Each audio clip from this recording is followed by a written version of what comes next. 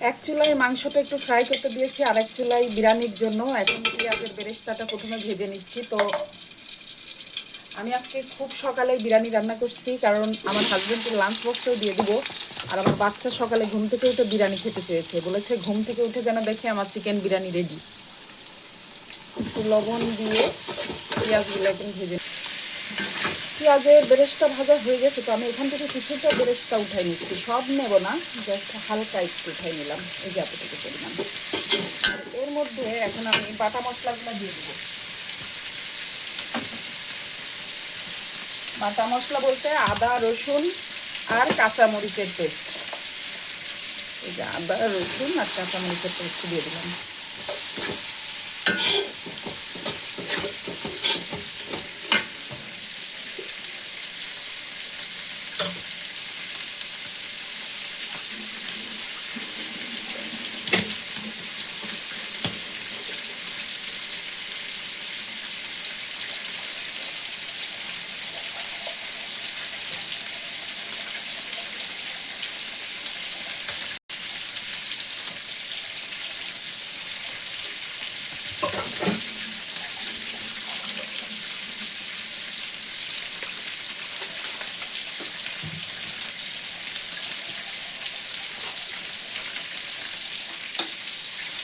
এখানে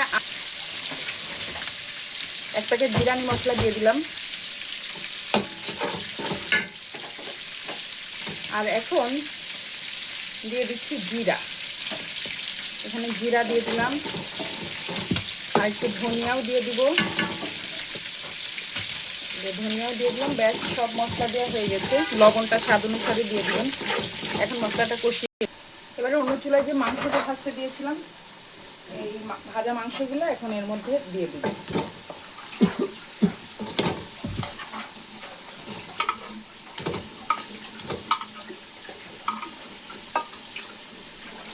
মাংসগুলো দিয়ে ভালো করে কষিয়ে নিচ্ছি। এবার একটু টক দই দিয়ে দিচ্ছি। এখন আবার একটু নেড়ে চেড়ে নিচ্ছি।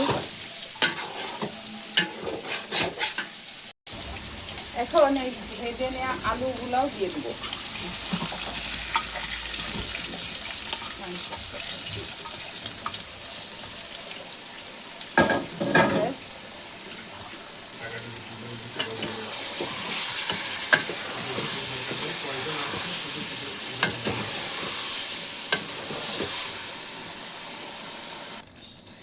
এখন মাংস আর আলুগুলো এক এক করে আমি উঠাই নিব, আর তারপরে এর মধ্যেই চালটা দিয়ে দিব, উঠাই নিচ্ছি। এখন বিরিয়ানি রান্না করার জন্য এখানে চিনি গুঁড়া পোলার চালটা আমি দিয়ে দিলাম। এখানে আজকে আমি 800 গ্রামের মতো পোলার চাল দিয়েছি। আর এখন এই মশলার সাথে এই চালগুলোকে ভালো করে ভেজে নিচ্ছি। এখন পানি দিয়ে দিচ্ছি, যে পরিমাণ চাল তার ডবল পরিমাণ পানি।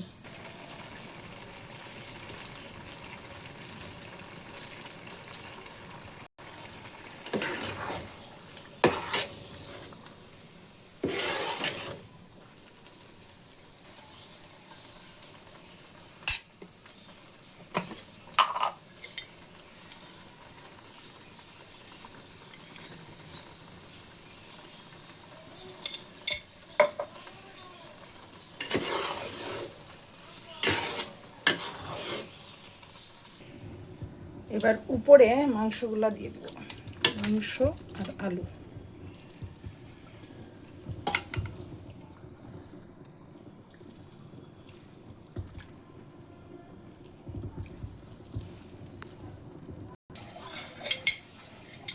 এবারে আবারও একটু ঘি দিয়ে দেব।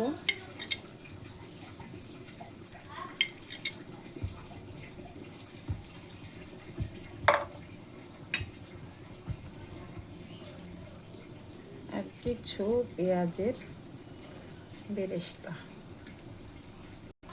এবার একটা ঢাকনা দিয়ে ঢেকে রেখে দিব কয়েক মিনিটের জন্য। এখন ঢাকনাটা খুললাম, এই যে আমার বিরিয়ানি কিন্তু হয়ে গিয়েছে। এখন শুধু সার্ভ করার পালা। কিছুক্ষণ পরে কিন্তু এটা একদম ঝরঝরা হয়ে যাবে।